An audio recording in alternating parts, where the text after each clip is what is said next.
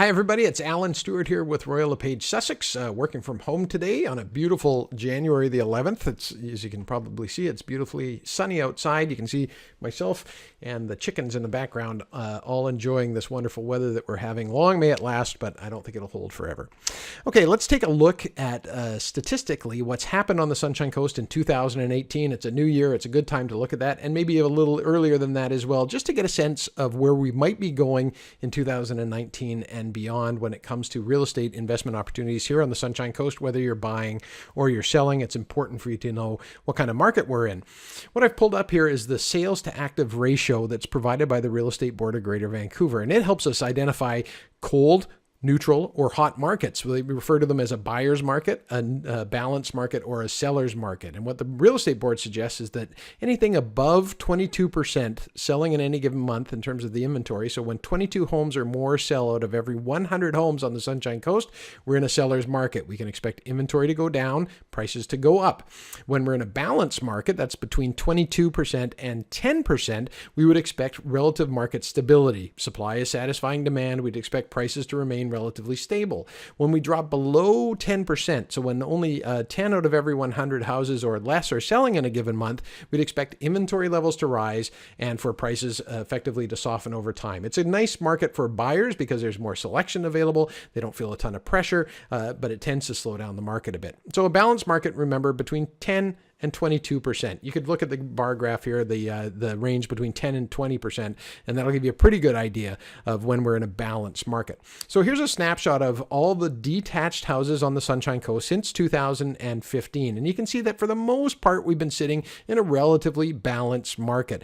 We spent some time in a seller's market back in 2016 and in 2017. We didn't get into a seller's market in 2018 when it came to our overall housing supply. And in fact, as we headed towards 2019, we dipped down into what we would consider to be a buyer's market, where inventory levels start to build and buyers start to get more control of the market.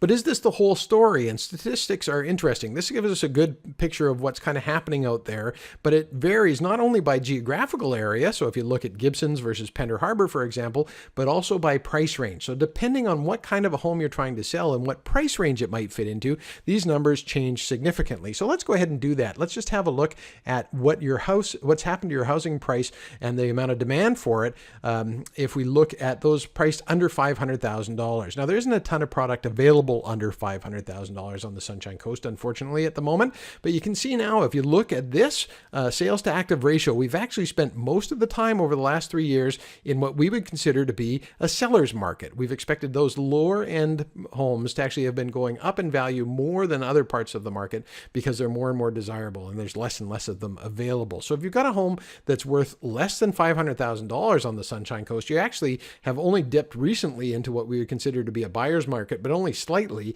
and those are over the last 2 months, December and November, which are always months where people take their houses off the market. So really, for the most part, balanced market or even a seller's market when it comes to inventory priced under $500,000.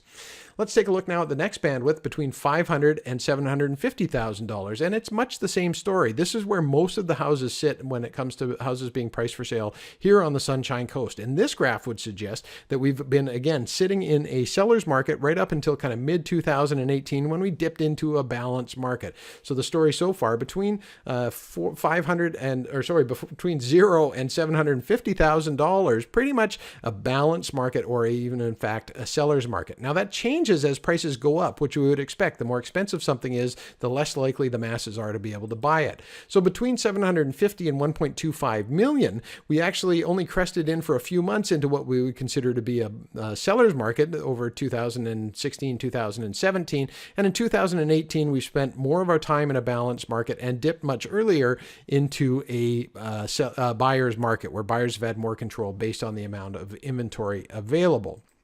And then we look at 1.25 million or more, and surprisingly, we don't even make the chart here at 20%. We've never over the past 3 years actually crested into a seller's market when it's come to expensive real estate here on the Sunshine Coast, those homes worth more than 1.25 million. In fact, we spent most of our time at below the 10% mark, and what we would consider to be buyer's territory when it comes to expensive homes here on the Sunshine Coast. We've spent almost all our time, except for a few months, in buyer's market territory, where we would expect prices to soften. However, sellers, there's 68 homes for sale now over 1.25 million, and we only saw one sale over the last couple of months. So it can take a long time to sell houses priced at above 1.25 million, but the message here is that most sellers seem to be willing to hang on and hang in to try and get top dollar for their homes without necessarily meeting buyers' expectations when it comes to spending that much money. And again, there's not that many people spending over 1.25 million. We've only seen one sale in the last couple of months, and as a result, inventory levels have been building in that market segment. I hope that's interesting information to you. I don't want to get into too much detail, but I'd be happy to do so on the phone or provide you with stats and graphs specific to your particular property anytime.